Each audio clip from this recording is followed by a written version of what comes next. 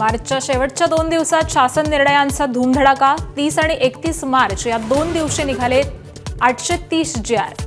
शेवटच्या आठवड्यामध्ये सरकारने घेतले हजारापेक्षा जास्त निर्णय. युद्धामुळे हवाई इंधनाचा भडका. महिन्याभरामध्ये तब्बल 115% महाग. विमान प्रवास महागला.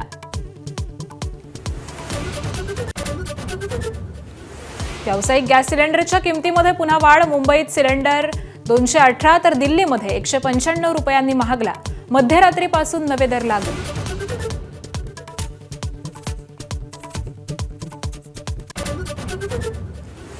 नव्या आर्थिक वर्षात आजपासून अनेक नवे नियम. नोकरदारांसाठी आयकर कायद्यामध्ये मोठे बदल. सर्वसामान्यांची पगारासह प्रवासाचीही गणितं बदलणार. रेडी रेकनरच्या दरामध्ये नव्या आर्थिक वर्षासाठी कसलीही वाढ नाही. घर खरेदीदार आणि बांधकाम व्यावसायिकांना मोठा दिलासा. राज्यामध्ये सर्वात जुनेच दर कायम राहणार.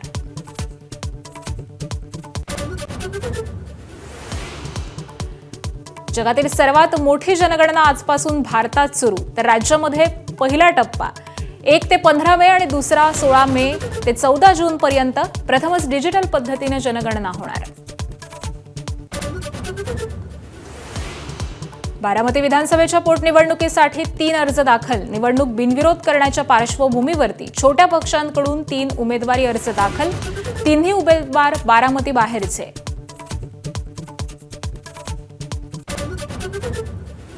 राष्ट्रवादीच्या विलिनीकरणाबाबत आपल्याला आधीच माहिती होती. माझ्याच्या कॉफी विथ कौशिक या पॉडकास्टमध्ये सुनील तटकरेंकडून पहिल्यांदाच मान्य. तर पक्षाच्या बदनामीसाठी पेड कॅम्पेन. रोहित पवारांवरती निशाणा.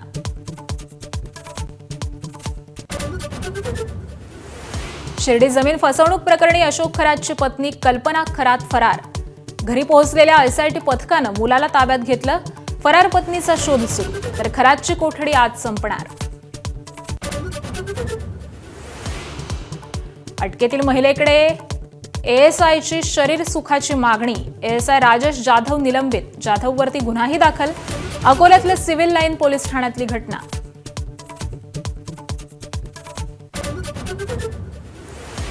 युद्धक्षेत्र आखातातून 5 लाख भारतीय मायदेशात परतले. विविध विमानसेवा कंपन्यांच्या माध्यमामधून भारतीय मायदेशामध्ये सुखरूप. 28 फेब्रुवारीपासून राबवली मोहीम. इराणमधलं अमेरिकेचं उद्दिष्ट पूर्ण झालंय. 2 ते 3 आठवड्यामध्ये इराण सोडू. युद्धादरम्यान ट्रम्प यांचं नवं वक्तव्य.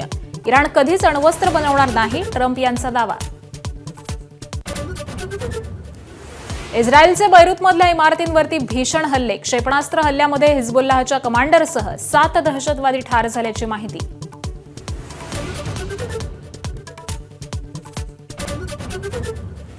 आजपासून आखातातल्या अमेरिकन कंपन्यांवरती हल्ले करू. इराणच्या रिव्होल्युशनरी गार्डचा इशारा.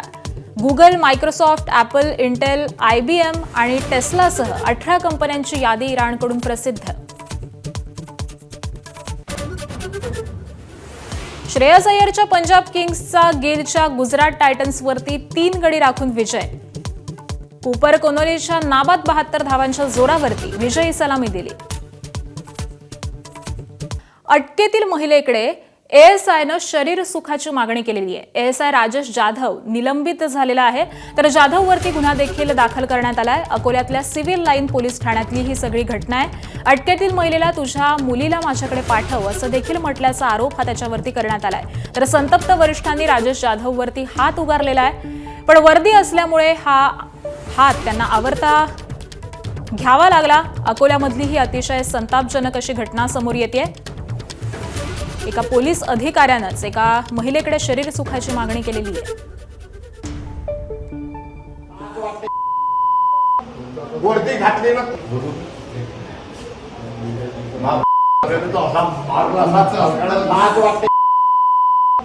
वर्दी घातली ना. आणि याच घटनेसंदर्भामध्ये अधिक माहिती जाणून घेऊयात. आमचे प्रतिनिधी उमेश अलोणे सध्या आपल्या सोबत आहेत. उमेश, खरं तर अतिशय संतापजनक हा सगळा प्रकार आहे.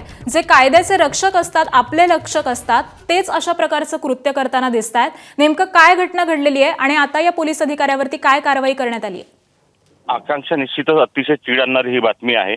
पोलीस स्टेशन असो किंवा पोलीस लॉकअप असो, हे अतिशय सुरक्षित असलेले ठिकाणं समजली जातात. मात्र याच पोलीस लॉकअपमध्ये अटकेत असलेल्या एका महिलेला चक्क एक पोलीस अधिकारी जो आहे तो शरीर सुखाची मागणी करतो. अतिशय संताप आणणारी घटना आहे. अकोल्याच्या सिव्हिल लाईन पोलीस स्टेशनमध्ये काल रात्री ही घटना घडली आहे आणि ASI जो आहे सहाय्यक पोलीस उपनिरीक्षक राजेश जाधव याने ती अटकेतली जी महिला पोलीस लॉकअपमध्ये होती तिला, तुझ्या मुलीला माझ्याकडे पाठव, तुला 10,000 रुपये देतो आणि या गुन्ह्यातून बाहेर काढतो, असा तिला आमिष दिलं.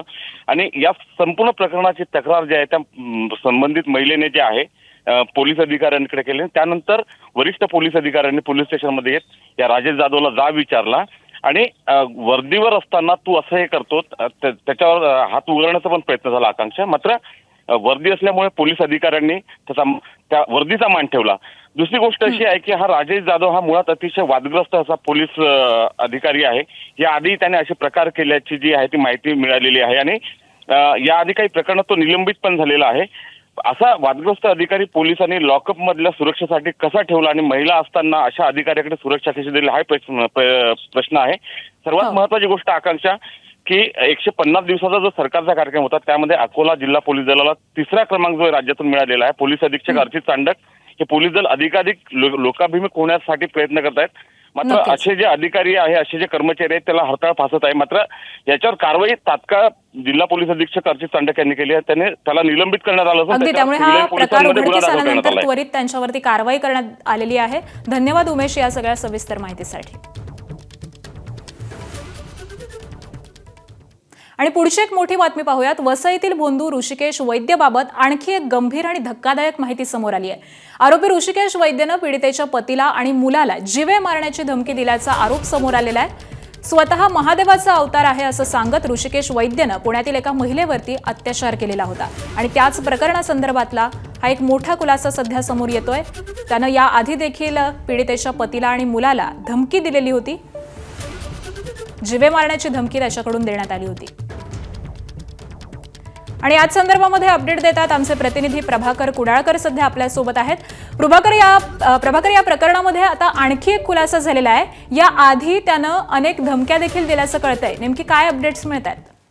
आकांक्षा, नक्कीच की जी पीडिता आहे त्या पीडितेने माणिकपूर पोलीस ठाण्यामध्ये जी पहिली FIR नोंद केली होती, जी 0 नंबरनं झाली, त्यामध्ये तिने स्पष्ट म्हटलं होतं की जो आरोपी आहे हा ऋषिकेश वैद्य, तो तिला नेहमी वारंवार ब्लॅकमेल करत होता, फोन करत होता आणि त्याला भेटायला बोलवत होता, अशी तिने तक्रार केलेली होती. मात्र यामध्ये आता एक आपल्याकडे NC मिळालेली आहे आणि मोठा खुलासा झालेला आहे की हे जेव्हा पतीला कळलं, पीडितेच्या पतीला कळलं, तर त्यांनी ऋषिकेश वैद्यालाही फोन करून सांगितलं होतं की माझ्या पत्नीला तू वारंवार फोन करू नको, त्रास देऊ नको, असं सांगितलं होतं. आणि त्यानंतर ऋषिकेश वैद्य यांनी त्यांना वसईचा जो एक हयात बंगला आहे त्या ठिकाणी भेटायला पण बोलवलेलं. त्यांची पहिली भेट 29 ऑक्टोबर 2025 झाली होती आणि त्यावेळेला त्याने सरळ ज्या पतीला, त्या पीडितेच्या पतीला धमकी दिली की तुला आणि तुझ्या मुलाला मी जीवे ठार मारेन. आणि त्यानंतर जो पीडितचा पती आहे त्याने वसई पोलीस ठाण्यामध्ये त्याच्या विरोधात NCP दाखल केली होती.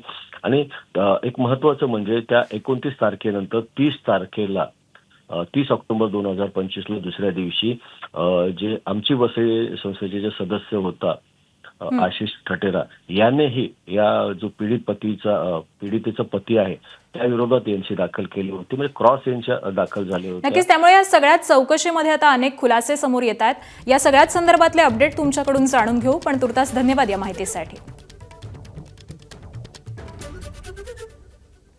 आणि यानंतर पुढची बातमी पाहूयात. भोंदू अशोक खरातचे नवनवे कारनामे हे रोज उघड होत आहेत. अशोक खरात केवळ 12 लाखांचं उत्पन्न दाखवून किरकोळ आयकर भरत होता असं देखील उघड झालंय. खरातची संपत्ती ही शेकडो कोटींच्या मध्ये असल्याची माहिती आहे.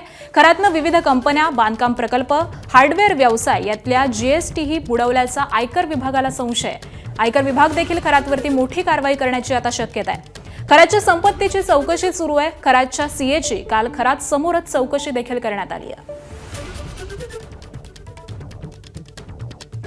आणि याच संदर्भामध्ये आपण अधिक माहिती जाणून घेऊयात. आमचे प्रतिनिधी शुभम बोडके सध्या आपल्या सोबत आहेत. शुभम, खरं तर या चौकशीमध्ये वेगवेगळे त्याचे कारनामे असतील, वेगवेगळ््या हे सगळे खुलासे होत आहेत. खरातची संपत्ती ही शेकडो कोटींच्या घरामध्ये गेल्याचं देखील कळतंय. या सगळ्या चौकशीमध्ये नेमकी काय माहिती समोर आली आहे? नक्कीच आकांक्षा, आपण बघतो या भोंदू अशोक खरातच्या संदर्भामध्ये ज्या पद्धतीनं याच्याकडनं चौकशी सुरू आहे, यामध्ये त्याची आर्थिक लागेबंदी देखील त्या ठिकाणी तपासली जात आहे. त्याची सीए सोबतची काल समक्ष चौकशी झाली, त्यावेळी या सीएने अनेक महत्वाचे जे खुलासे आहेत ते एसआयटी समोर केलेले आहे. आणि यामध्ये जर बघितलं तर हा भोंदू अशोक खरात केवळ 12 लाख रुपयांचं त्या ठिकाणी उत्पन्न दाखवत होता आणि त्याची जी संपत्ती आहे ती कोटींच्या घरात आहे. त्यामुळे आयकर विभाग देखील आता कारवाई करणार अशी शक्यता वर्तवली जाते. एकूण जर बघितलं तर त्याच्या काही ठिकाणी मोठमोठे भूखंड आहेत, काही प्लॉट्स त्या ठिकाणी आहेत. त्यासोबत जर बघितलं तर मोठी संपत्ती त्याची त्या ठिकाणी आहे. त्याची कागदपत्रे एसआयटी अधिकाऱ्यांच्या हाती लागल्याची माहिती मिळते. एकूण जर बघितलं तर या सगळ्या गोष्टींचा तपास करत असताना आयकर विभागाने त्याच्या सीए सोबत इतर जे त्याची संपत्तीची माहिती घेतली, त्याचे बँक व्यवहार त्या ठिकाणी तपासले, त्याच्या मोबाईल वरून जे काही त्याचा एक नवीन त्या ठिकाणी मोबाईल नंबर होता का, ज्या मोबाईल नंबरवरून त्याचे फक्त आर्थिक व्यवहार आहे ते त्या ठिकाणी केले जात होते, त्या संदर्भातली माहिती घेतली असताना ही महत्वाची माहिती खरं तर उघडकीस आलेली आहे. त्यामुळे एकूण जर पाहिलं तर या सगळ्या संदर्भामध्ये आयकर विभागाकडून देखील आता अशोक खरातवर ही मोठी कारवाई होण्याची शक्यता त्या ठिकाणी वर्तवली जाते. आकांक्षा, बरोबर आहे. त्यामुळे आता आयकर विभागाकडून काय पद्धतीची कारवाई करण्यात येते हे पाहणं महत्त्वाचं असेल. अपडेट जाणून घेऊ. तुर्तास धन्यवाद शुभम या माहितीसाठी. आणि आता बातमी आहे पुण्यामधून. भोंदूबाबा अशोक खरातच्या मुलीच्या नावावरती पुण्यामध्ये मॉडेल कॉलनीमध्ये आलिशान फ्लॅट असल्याचं उघड झालंय. 24 रत्नम नावाच्या उच्चभ्रू सोसायटीमध्ये हा 1055 चौरस फुटांचा 3 BHK फ्लॅट आहे. तर 13 सप्टेंबर 2023ला फ्लॅटची खरेदी करण्यात आली आहे. खरातनं संबंधित बिल्डरला 1,20,00,000 रुपये रोख स्वरूपामध्ये दिल्याचं उघड झालंय. सेल डीडमध्ये चेकनं व्यवहार केल्याचा कुठलाही उल्लेख नाहीये. तर खरातच्या राज्यभरामधील प्रमुख शहरांमध्ये स्थावर मालमत्ता असल्याचं उघड झालेलं आहे. आणि पुण्यातील सर्वाधिक महागड्या समजल्या जाणाऱ्या मॉडेल कॉलनीमध्ये हा आलिशान फ्लॅट आहे.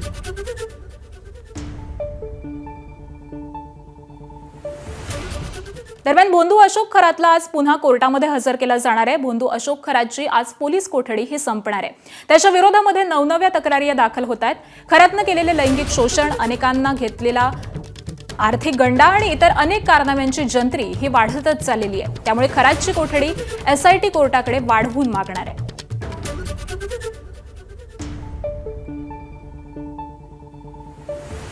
भोंदू अशोक खरातचा मुलगा हर्षवर्धन खरातला एसआयटीनं ताब्यात घेतलाय. खरातची पत्नी कल्पना खरात हिच्यावरती जमीन विक्रीमध्ये फसवणूक केल्याप्रकरणी गुन्हा दाखल झाल्यावरती ती फरार झालेली आहे. तिचा ठावठिकाणा शोधण्यासाठी मुलाला ताब्यात घेतल्याची प्राथमिक माहिती आहे. शिर्डीतील जमीन विक्री घोटाळ्यामध्ये कल्पना खरात, अशोक खरातसह 5 जणांवरती गुन्हा दाखल झालाय.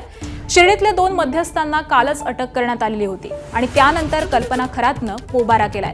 तिच्या घरामध्ये पोलिसांनी शोध मोहीम देखील राबवली आहे.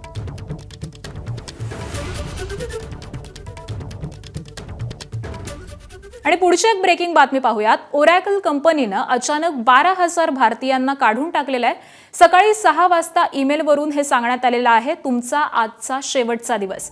तर ओरॅकल कंपनीमध्ये एकूण 30,000 कर्मचाऱ्यांची कपात करण्यात आलेली आहे. ओरॅकल ही तंत्रज्ञान क्षेत्रातील बहुराष्ट्रीय अशी कंपनी आहे. अमेरिकेतल्या टेक्सास प्रांतातील ऑस्टिनमध्ये या कंपनीचं मुख्यालय आहे. तर ओरॅकलनं हजारो कर्मचाऱ्यांना हटवल्यामुळे भारतासह जगभरामध्ये खळबळ उडालेली आहे. ओरॅकल सध्या AI इन्फ्रास्ट्रक्चर आणि डेटा सेंटरमध्ये गुंतवणूक करतेय. वरिष्ठ व्यवस्थापन स्तरावरच्या 20 पैकी 6 जणांना देखील काढून टाकण्यात आलेलं आहे.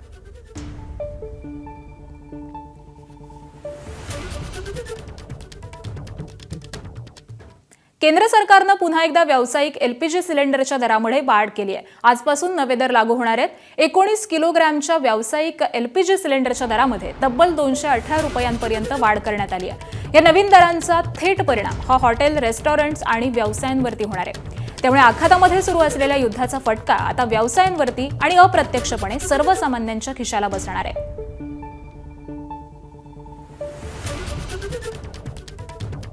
आणि आता 4 मेट्रो शहरांमधल्या व्यावसायिक सिलेंडरच्या किमती नेमक्या किती आहेत ते देखील पाहूयात.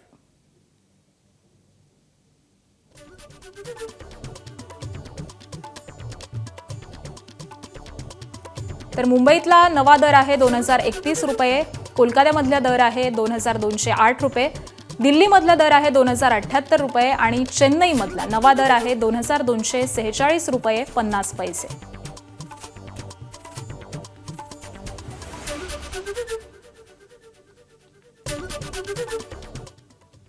पुढच्या बातमीकडे वळूयात. आजपासून नवं आर्थिक वर्ष सुरू होत आहे आणि अनेक नवे नियम हे देखील लागू होत आहेत. रेल्वे, आयकर कायदा, पॅन, आधार, परदेश प्रवास अशा अनेक क्षेत्रामध्ये हे बदल होत आहेत. आयकर कायद्यामधील बदलांमुळे नोकरदारांसाठी होणारे बदल हे सुखावह आहेत. यानुसारच नव्या सॅलरी स्लिपमध्ये बेसिक पे अर्थात मूळ वेतन हे वेतनाच्या 50% राहणार आहे. तर बेसिक पे वाढल्यामुळे EPF आणि ग्रॅज्युएटी वाढणार आहे. याच्यासह अनेक महत्त्वाचे बदल होणार आहेत. आजपासून मुंबईमध्ये विजेचा पुरवठा करणाऱ्या कंपन्यांच्या दरामध्ये देखील कपात होणार आहे.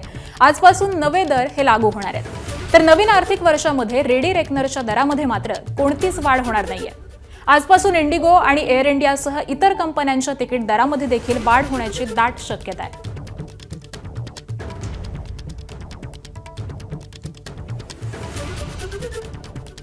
आणि नोकरदारांसाठी आजपासून नेमके कोणते बदल होणार आहेत आपण ग्राफिक्सच्या माध्यमातून जाणून घेऊयात. आयकरसाठी फॉर्म 16, 16A ऐवजी फॉर्म 130 आणि 131 हा आता लागू असणार आहे.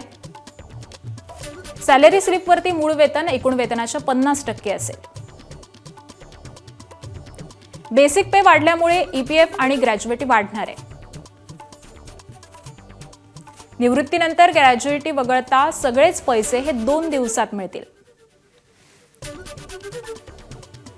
12 लाख रुपयांपर्यंत इन्कम टॅक्स नसेल.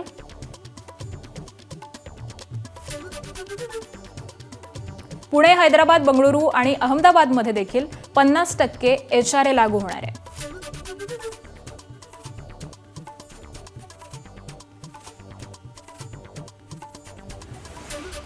आणि यानंतर आता आजपासून नेमके काय काय बदल होणार आहेत ते देखील आपण जाणून घेऊयात. 1961चा इन्कम टॅक्स कायदा हा रद्द झालेला आहे आणि नवा कायदा लागू होतोय. फक्त आधार कार्डद्वारे पॅन कार्ड मिळणं हे आता बंद होणार आहे. पॅन कार्डसाठी जन्म दाखला, मतदार ओळखपत्र आणि पासपोर्ट लागणार आहे. रस्ते अपघातामध्ये मिळालेल्या भरपाईवरती आयकर लागणार नाही.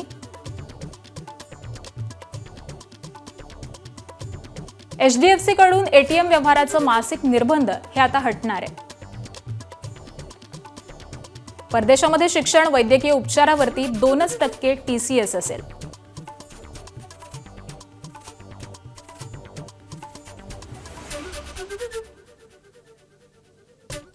आणि देशभरातल्या कर्मचाऱ्यांसाठी आता एक खुशखबर आहे. आजपासून लागू होणाऱ्या नव्या नियमांनुसार ग्रॅज्युएटीसाठी 5 वर्षांची वाट पाहावी लागणार नाही, तर नोकरीला लागल्यापासून अवघ्या 1 वर्षामध्ये ग्रॅज्युएटी लागू होणार आहे. जे कर्मचारी वारंवार नोकरी बदलतात किंवा ते एका संस्थेमध्ये दीर्घकाळ काम करत नाहीत त्यांच्यासाठी ही आनंदाची बातमी आहे. पूर्वी ग्रॅज्युएटी मिळवण्यासाठी 5 वर्षांची सलग सेवा ही आवश्यक होती. आता ही अट शिथिल करण्यामध्ये आल्यामुळे नोकरदार वर्गामध्ये आनंदाचं वातावरण आहे. जर तुम्हाला 50,000 रुपये पगार असेल तर तुम्ही 1 वर्षामध्ये साधारण 28,847 रुपये ग्रॅज्युएटीच्या माध्यमामधून कमवू शकणार आहात. ग्रॅज्युएटी हे एक प्रकारचं बक्षीस किंवा आर्थिक सुरक्षा लाभ असतो जो कंपनी आपल्याला कर्मचाऱ्याला त्याच्या सेवेच्या मोबदल्यामध्ये देत असते.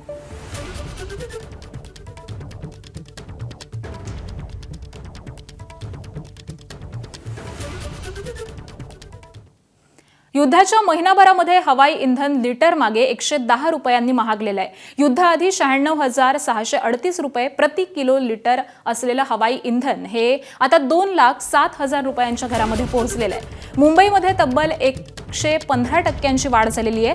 तर कुठल्याही विमान प्रवासामध्ये एकूण खर्चामध्ये 30 ते 40% हवाई इंधन खर्चाचा समावेश असतो आणि त्यानुसार आता या दरवाढीमुळे विमान प्रवास देखील महागलाय.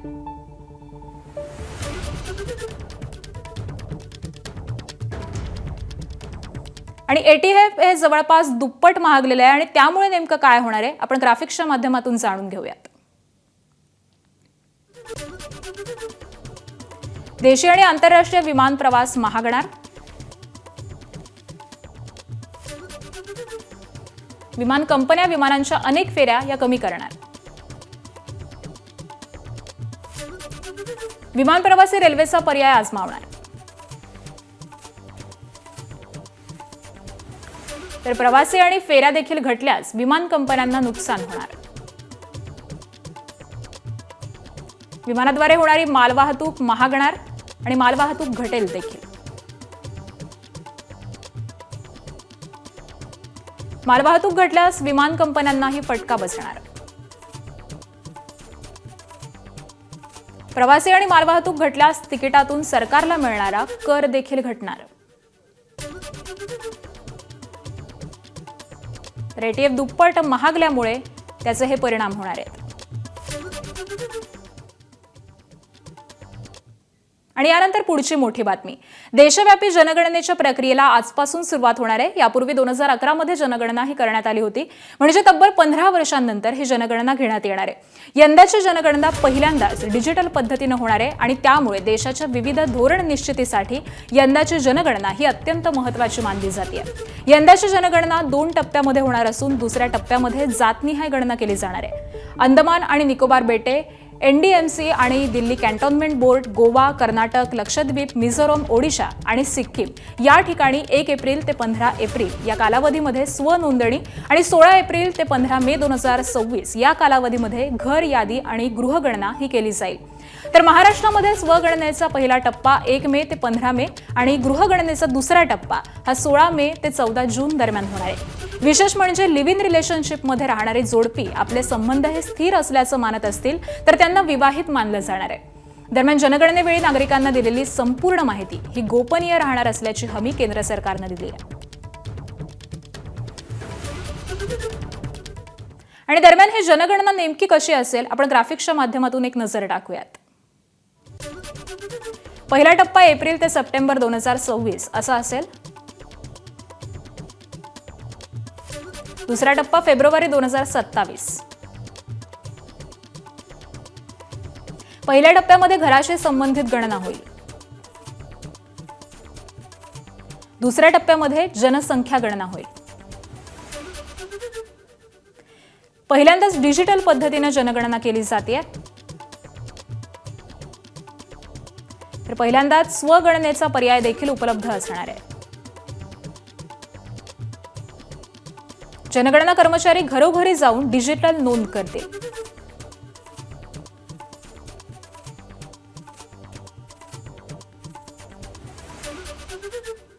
तर जनगणनेमध्ये नेमकं काय विचारलं जाईल हे आपण जाणून घेऊयात. घरांची संख्या, घराची स्थिती, खोल्यांची संख्या, घराचा वापर राहण्यासाठी की दुकानासाठी हा देखील सवाल विचारण्यात येईल. घर मालकीचं की भाड्याचं हे देखील जाणून घेतलं जाईल. घर मातीचं की कॉन्क्रीटचं याची देखील माहिती घेतली जाईल. कुटुंबातल्या लोकांची संख्या, त्याबरोबरच कुटुंब प्रमुखाचं नाव आणि जात विचारली जाईल. घरातल्या विवाहित जोडप्यांची संख्या देखील जाणून घेतली जाईल. त्याबरोबरच स्वयंपाकासाठी कोणतं इंधन वापरता,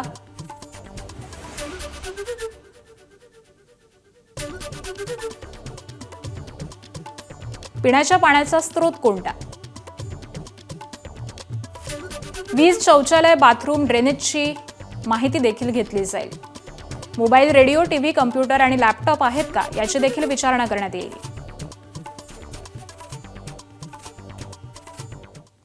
आणि यानंतर पुढची एक ब्रेकिंग बातमी पाहूयात. अशोक खरातनं बँक मॅनेजर आणि अधिकाऱ्यांना 1 कोटींची लाच दिलेली आहे का अशी चर्चा सध्या होतीये. खरातच्या चौकशीमध्ये ही धक्कादायक माहिती समोर आल्याचं सूत्रांकडून सध्या कळतंय. तर खरातची काल पुण्याच्या सीए, पुजारी आणि सराफा समोर बसून चौकशी करण्यात आलेली आहे.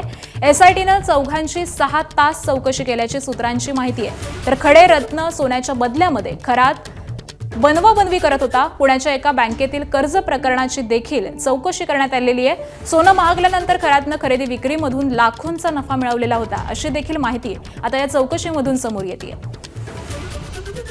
आणि याच संदर्भामध्ये अपडेट देतात आमचे प्रतिनिधी मुकुल कुलकर्णी सध्या आपल्यासोबत आहेत. मुकुल, या चौकशीमध्ये अनेक धक्कादायक खुलासे होत आहेत. आता हा नवा खुलासा नेमका काय आहे?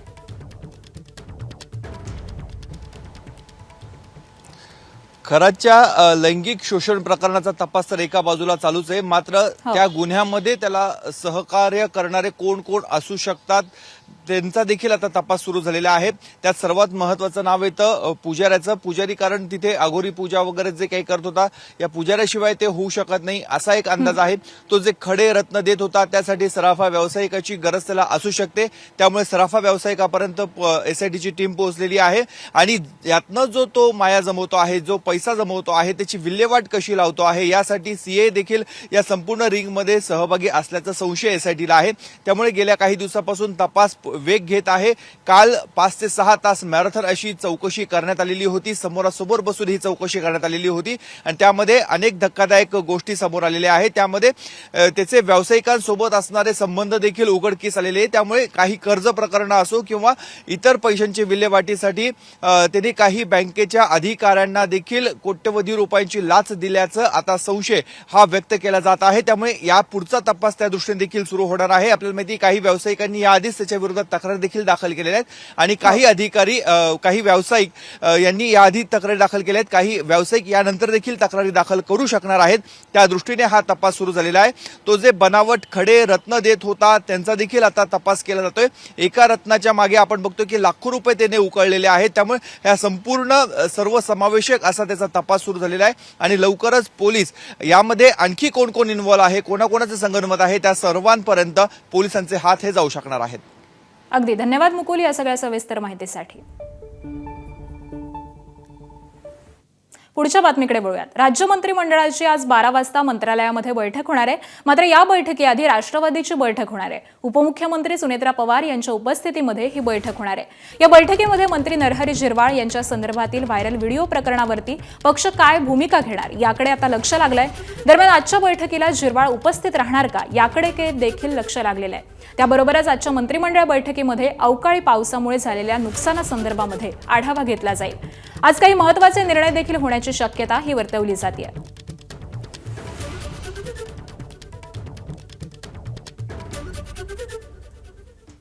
आई आणि पत्नीची माफी मागत निराश तरुणानं गळफास घेत आत्महत्या केली आहे। धाराशिवच्या तेर इथली ही घटना आहे। कैलास पांचाळ असं 30 वर्षीय या तरुणाचं नाव आहे। गळफास घेऊन आई आणि पत्नीची त्यानं फेसबुकवरती माफी मागितली। आई पिऊ मला माफ करा, मी तुमचा गुन्हेगार आहे असं त्यानं फेसबुक पोस्टमध्ये म्हटलंय। आत्महत्या करण्याच्या अगोदर कैलासनं पत्नी आणि मुलाला माहेरी सोडलं। कुटुंबातील किरकोळ वादामधूनच हा प्रकार घडल्याची प्राथमिक माहिती ही सध्या समोर आली आहे। राज्य मंत्रिमंडळाची आज 12 वाजता मंत्रालयामध्ये बैठक होणार आहे। मात्र या बैठकीला मंत्री नरहरी झिरवाळ हे उपस्थित राहणार नाहीयेत। दरम्यान आजच्या मंत्रिमंडळ बैठकीमध्ये मंत्री नरहरी झिरवाळ यांच्या व्हायरल व्हिडिओ प्रकरणावरती काय चर्चा होतीये याकडे आता सगळ्यांचंच लक्ष लागलंय।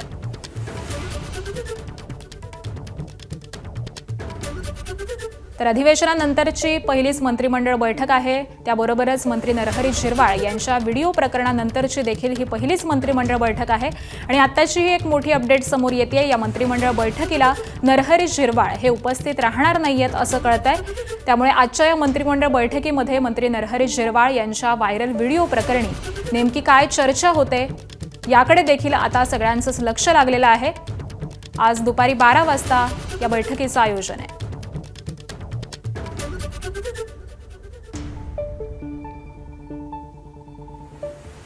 पुढची बातमी आहे पुण्यामधून। बोंधूबाबा अशोक खरातच्या मुलीच्या नावावरती पुण्यामध्ये मॉडेल कॉलनीमध्ये आलिशान फ्लॅट असल्याचं उघड झालंय। 24 रत्नम नावाच्या उच्चभ्रू सोसायटीमध्ये हा 1055 चौरस फुटांचा 3 BHK फ्लॅट आहे। 13 सप्टेंबर 2023 ला फ्लॅटची खरेदी करण्यात आली आहे। खरातनं संबंधित बिल्डरला 1,20,00,000 रुपये हे रोख स्वरूपामध्ये दिल्याचं उघड झालंय। सेल डीडमध्ये चेकनं व्यवहार केल्याचा कुठलाही उल्लेख नाहीये। खरातच्या राज्यभरामधील प्रमुख शहरांमध्ये स्थावर मालमत्ता असल्याचं उघड झालंय। पुण्यातील सर्वाधिक महागड्या समजल्या जाणाऱ्या मॉडेल कॉलनीमध्ये हा आलिशान फ्लॅट आहे। दरम्यान याचा आढावा घेतलाय आमचे प्रतिनिधी मिकी घई यांनी। पाहूयात।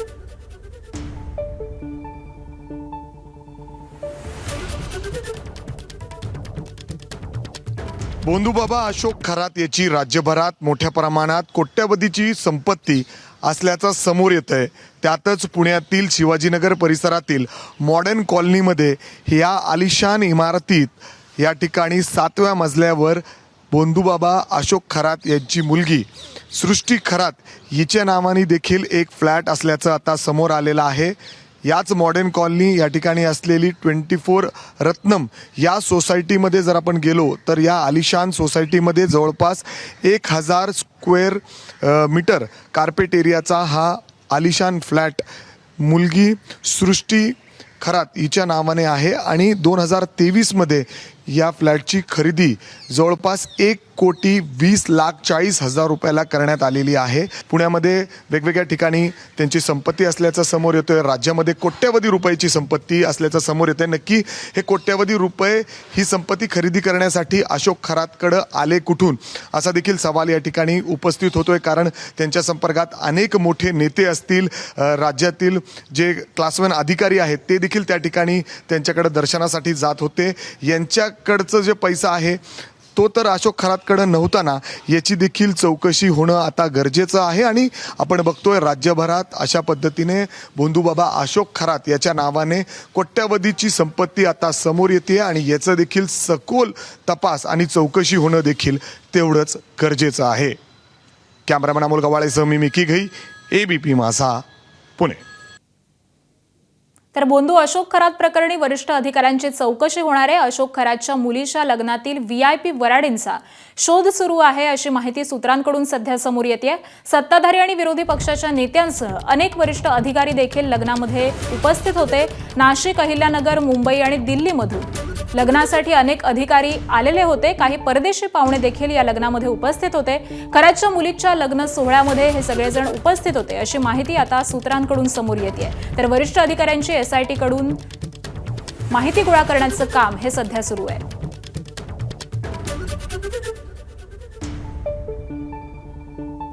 आणि याच संदर्भामध्ये अपडेट देतात आमचे प्रतिनिधी शुभम बोडके। शुभम,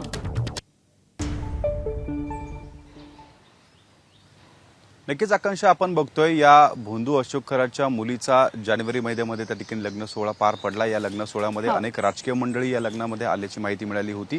मात्र आता यामध्ये जर बघितलं तर या लग्नामध्ये काही IAS IPS अधिकारी देखील त्या ठिकाणी होते। एकूण जर पाहिलं तर या भोंदू अशोक खरातच्या मुलीच्या लग्नामध्ये नाशिक असेल, अहिल्यानगर असेल, मुंबई असेल, दिल्लीसह काही परदेशी पाहुणे देखील या लग्न सोहळ्यामध्ये त्या ठिकाणी 2 दिवसांसाठी या लग्न सोहळ्यामध्ये त्या ठिकाणी सहभागी झाल्याची माहिती मिळाली होती।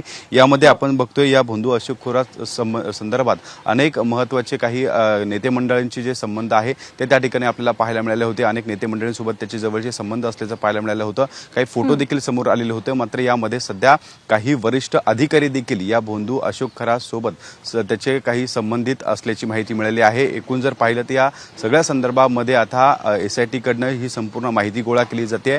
या लग्न समारंभासाठी कोण कोण हे वरिष्ठ अधिकारी त्या ठिकाणी होते त्यांची माहिती गोळा केली जाते, यादी तयार केली जाते आणि या सगळ्या संदर्भात या अधिकाऱ्यांची देखील चौकशी केली जाऊ शकते अशी देखील माहिती आपल्याला वरिष्ठ सूत्रांनी दिलेली आहे। या विश्वसनीय सूत्रांनी दिलेली आहे। जे वरिष्ठ अधिकारी होते ते वरिष्ठ अधिकारी नाशिकमधले असल्याची देखील माहिती आहे। त्यासोबत अहिल्यानगर मधले देखील असल्याची माहिती ही समोर आलेली आहे। आणि या सगळ्या संदर्भात जर पाहिलं तर काही जे भोंदू अशोक खरातचे काळे कारनामे होते तो नेमका कोणाच्या या सगळ्या भरोशावर करत होता, त्याच्यावर कोणाचं वरदहस्त होतं, ही सगळी माहिती करत SIT कडनं घेतली जाते आहे। आणि यामध्ये धक्कादायक माहिती म्हणजे काही वरिष्ठ अधिकारी जे IAS IPS अधिकारी आहे हे जवळचे या भोंदू अशोक खरातचे संबंधित असल्याची माहिती खरं तर आता SIT ला मिळाली आहे। त्यामुळे आता जे पुढील तपास SIT चा सुरू असणार आहे तो या संदर्भात देखील असणार आहे, कारण जे वरिष्ठ अधिकारी होते त्या वरिष्ठ अधिकाऱ्यांच्या संदर्भातच काही महत्त्वाची माहिती ही समोर येऊ शकते। कारण ज्या पद्धतीने वरिष्ठ अधिकाऱ्यांची यादी तपासल्यानंतर अजून काही धक्कादायक खुलासा होतो का हे पाहणं महत्त्वाचं असेल। धन्यवाद शुभम या सविस्तर माहितीसाठी। महायुद्धाच्या काळामध्ये इराणची राजधानी तेहरानमध्ये उत्सव साजरा। प्रजासत्ताक दिनाच्या सोहळ्यापूर्वी युद्धाची तमा न बाळगता तेहरानच्या रस्त्यांवरती उत्सव। इराणचे राष्ट्राध्यक्ष मसूद पेजेशकियान सोहळ्यामध्ये सहभागी, तर इराणचे परराष्ट्र मंत्री अब्बास अराघची यांचा देखील सहभाग। अमेरिकेकडून USS जॉर्ज बुश ही आणखी एक विमानवाहू युद्धनौका आखाताकडे रवाना। अमेरिका इराणवरती जवळून हल्ले करण्याची शक्यता वाढली। जमिनीवरचं सैन्य हे उतरवत अमेरिका समुद्रामधून हल्ले करण्याचा तयार असल्याची शक्यता आहे। युद्धामध्ये साथ न देणाऱ्या नाटो राष्ट्रांना ट्रम्प यांचे खडे बोल. फ्रान्स किंवा अन्य कोणत्याही देशाला आता तेल हवं असेल तर होर्मुझच्या सामुद्रधुनीतून जा, स्वतःचं रक्षण स्वतः करा आणि तेल मिळवा, ट्रम्प यांचं वक्तव्य. इस्रायलच्या क्षेपणास्त्र हल्ल्यामध्ये हिजबुल्लाहचा कमांडर ठार. इस्रायलचे काल बैरूतमधल्या इमारतींवरती भीषण हल्ले. हिजबुल्लाहचे 7 दहशतवादी ठार झाल्याची माहिती. 7 ठार तर 21 जखमी झाल्याची लेबनॉनच्या आरोग्य मंत्र्यांकडून पुष्टी. आजपासून आखातातल्या अमेरिकन कंपन्यांवरती हल्ले करू, इराणच्या रिव्होल्युशनरी गार्डचा गंभीर इशारा. Google, Microsoft, Apple, Intel, IBM, टेस्लासह 18 American कंपन्यांची यादी इराणकडून प्रसिद्ध. युद्धामध्ये आतापर्यंत 11 अमेरिकी सैनिकांचा मृत्यू तर 350हून अधिक अमेरिकन सैनिक जखमी. अमेरिकन वृत्तसंस्थांची माहिती. जखमी झालेल्या सैनिकांपैकी 315 सैनिक हे पुन्हा एकदा कामावरती रुजू झाल्याचीही माहिती मिळतेय. अमेरिकन पासपोर्ट असलेल्या पत्रकाराचं इराकच्या बगदादमध्ये अपहरण. अज्ञात व्यक्तींकडून पत्रकाराचं अपहरण. घटनेप्रकरणी संशयिताला ताब्यात घेतलंय. आखाती देशांमध्ये शांतता प्रस्थापित व्हावी यासाठी पाकिस्तान आणि चीनचा इराणला 5 सूत्री प्रस्ताव. चर्चेतून मार्ग काढा, सामान्य नागरिकांच्या ठिकाणांवरती हल्ला करू नका, व्यापारी मार्ग रोखू नका, असंही आवाहन. युद्धादरम्यान 5 लाख भारतीय सुरक्षितरित्या मायदेशी परतले. आखाती देशांमधून 28 फेब्रुवारीपासून आतापर्यंत 5 लाख भारतीय सुरक्षितरित्या पोहोचल्याची माहिती आहे. व्यावसायिक वापराच्या सिलेंडरच्या किमतीमध्ये पुन्हा एकदा वाढ. 19 किलो वजनाच्या सिलेंडरमध्ये दिल्लीमध्ये 195 रुपयांनी वाढ तर कोलकात्यामध्ये व्यावसायिक सिलेंडर 218 रुपयांनी महागला. युद्धामुळे हिंगोलीमध्ये टायरच्या किमतींमध्ये 60% वाढ. ट्रॅक्टर, JCB आणि ट्रकच्या टायरमध्ये तब्बल 1,500 ते 2,000 रुपयांपर्यंत वाढ तर आणखी 60% भाववाढ होण्याची शक्यता आहे. रायगडमध्ये व्यावसायिक गॅस सिलेंडर तुटवड्याचा पर्यटन स्थळांना फटका. बुकिंग करतेवेळी पर्यटक गॅस आणि जेवणाची चौकशी करतात. हवाई इंधन अर्थातच ATFच्या दरामध्ये दुपटीपेक्षा जास्त वाढ. परिणामी भारतामध्ये विमानांचं तिकीट हे दुप्पट होण्याची शक्यता. इराण इस्रायल युद्धाचा परिणाम. युद्धाचा भडका शमलेला नसताना देखील शेअर बाजारामध्ये मोठी तेजी. सेन्सेक्स उघडताच 1700 तर निफ्टी 400 अंक वधारला. आशियातील सर्व शेअर बाजारात तेजीचा परिणाम. बंधू अशोक खरातची पोलीस कोठडी आज संपणार. खरातला आज पुन्हा न्यायालयामध्ये हजर केलं जाणार.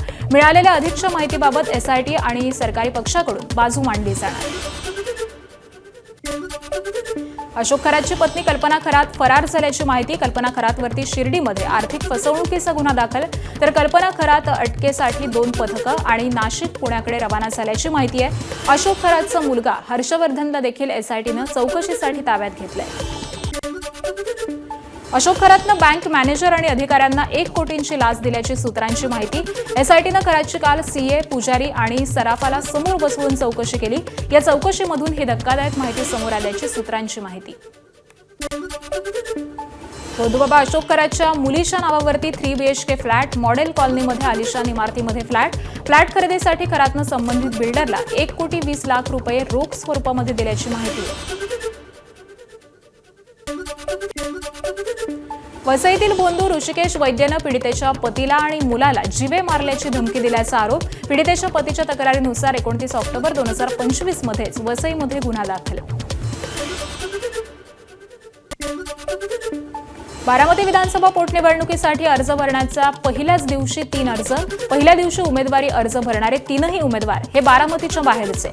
त्यामुळे निवडणूक बिनविरोध होण्यावरती प्रश्नचिन्ह. सांगली जिल्हा परिषदेमध्ये आज विविध समितीच्या सभापती निवडीची प्रक्रिया पार पडणार. सभापती पदासाठी आघाडी आणि भाजप युती या दोघांकडून मोर्चे बांधणी सुरू. मीरा भाईंदरमध्ये 3 एप्रिलपासून दहिसर ते काशीगाव मेट्रो धावणार. मात्र मेट्रो सुरू होण्याआधीच विविध पक्षांकडून बॅनरबाजी. परिवहन मंत्री प्रताप सरनाईक यांचा मेट्रो मॅन म्हणून बॅनर तर भाजप आमदार नरेंद्र मेहता यांचा मेट्रोचे शिल्पकार असा गौरव. या ठिकाणी आपण 2 बोर्ड लावल्यामुळे लोकांच्या समोर एक संभ्रम निर्माण झालेला आहे की नेमकं शिल्पकार कोण आहे. आणि जेवढी मला जानकारी असं वाटतंय की शिल्पकार एकच असतो दोन दोन होऊ शकत नाही. त्यामुळे मला असं वाटतंय की फडणवीस साहेबांना मला कळकळीची विनंती आहे की हे तुमच्या दोघांचे जे भांडणं असतील किंवा काय असतील ते एका टेबलवर बसून मिटवा. तर लोक दिशाभूल होत आहेत, लक्षात घ्या. लोकांना नेमकं कळत नाही की शिल्पकार कोण आहे, मेट्रो आणली कोणी. जळगावमध्ये सलग दुसऱ्या दिवशी अनेक भागामध्ये वादळी वाऱ्यासह पावसाची हजेरी. काढणीला आलेल्या गहू, ज्वारी, बाजरी आणि मकासह कांदा बियाण्यांचं मोठं नुकसान झालंय.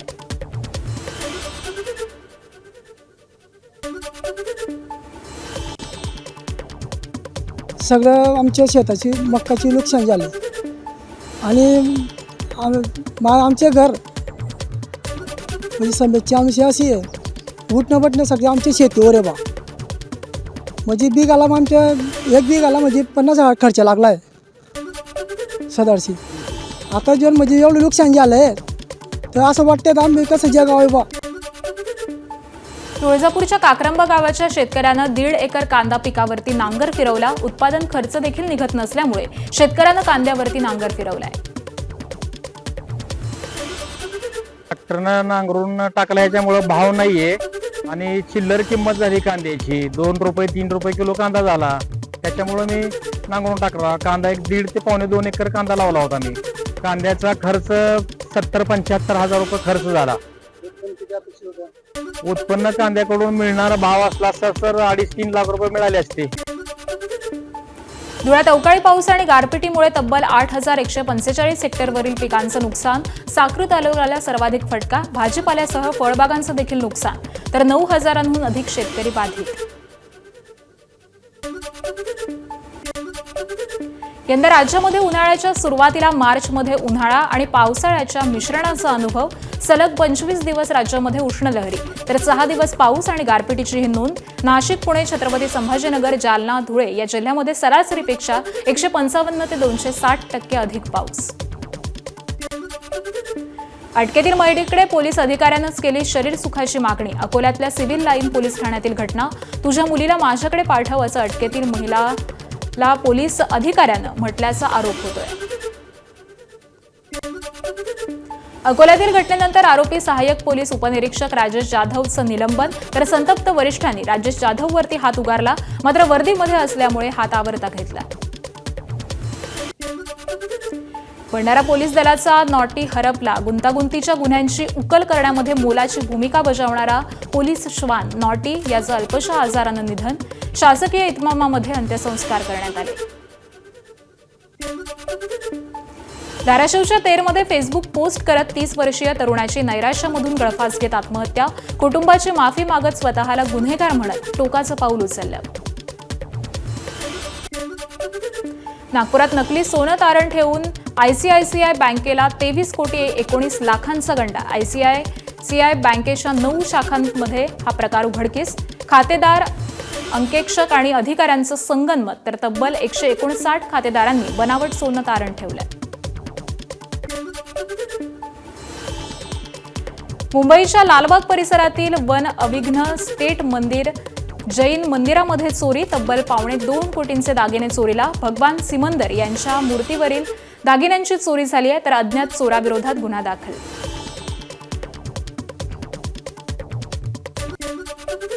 भाईंदरच्या इंद्रलोक परिसरामध्ये उभ्या असलेल्या संशयित टेम्पोवरती नवघर पोलिसांचा छापा. 6,63,000 रुपयांचा पान मसाला आणि तंबाखू साठा जप्त. पुण्याच्या Indian institute of science education and research म्हणजेच आयसरमध्ये भटक्या कुत्र्यांची भीती. 40 भटक्या श्वानांपासून वाचवा. आयसरचे संचालक डॉक्टर सुनील भागवत यांची मनपा आयुक्तांना कळकळीची विनंती. 3,000 विद्यार्थी आणि 200 कर्मचाऱ्यांमध्ये भीतीचं वातावरण. मुंबई गोवा महामार्गावरील भोसते घाटामध्ये कंटेनर अपघात. चालकाचं गाडीवरील नियंत्रण सुटल्यामुळे कंटेनर संरक्षक भिंतीवरती आदळून हवेमध्ये लटकला, तर अपघातामध्ये दोघे गंभीर जखमी झाले. नागपूरच्या पंचशील चौकातील SBI बँक असलेल्या बिल्डिंगच्या वरच्या माळ्याला आग लागली आहे. अग्निशमन दलाकडून आगीवरती नियंत्रण. आगीमध्ये बँकेचं काहीही नुकसान झालेलं आहे की नाही हे अद्यापही अस्पष्ट आहे. कोल्हापूरच्या ज्योतिबाच्या चैत्र यात्रेला आजपासून सुरुवात. राज्यभरामधून शेकडो सासन काठ्या या ज्योतिबा डोंगरावरती दाखल. सोहळा पाहण्यासाठी लाखो भाविकांची गर्दी. अहिल्यानगरमधील शनिशिंगणापूरच्या शनेश्वर देवस्थान इथल्या गावकरी गेट खुलं करण्याचा निर्णय मंदिर सुरू झाल्यापासून बंद होईपर्यंत गावकरी गेट हे खुलं राहणार. स्थानिकांना आधार कार्ड दाखवून गेटमधून प्रवेश मिळणार. मार्चच्या शेवटच्या 2 दिवसांमध्ये शासन निर्णयांचा धडाका. 30 मार्चला 476 तर 31 मार्चला 354 असे 2 दिवसामध्ये 830 शासन निर्णय, तर 6 दिवसामध्ये तब्बल 1315 शासन निर्णय जारी. डोनाल्ड ट्रम्प यांच्याकडून उपहास होत असल्यामुळे इंग्लंडनं युद्धामध्ये उडी घेतलेली आहे. इंग्लंड आखाती युद्धामध्ये 1000 सैन्य उतरवणार आहे. तर इंग्लंडचे संरक्षण मंत्री जॉन हिला यांनी ही माहिती दिली आहे. इराणचा धोका पसरतोय. इंग्लंडची यामुळे युद्धात उडी आले. कतारमध्ये जेट विमानंही पाठवणार अशी माहितीही जॉन हिला यांनी दिलेली आहे. तर Saudi Arabia, Bahrain, Kuwait, England drone क्षेपणास्त्र विरोधी यंत्रणा ही देणार आहे अशी देखील माहिती सध्या समोर येते.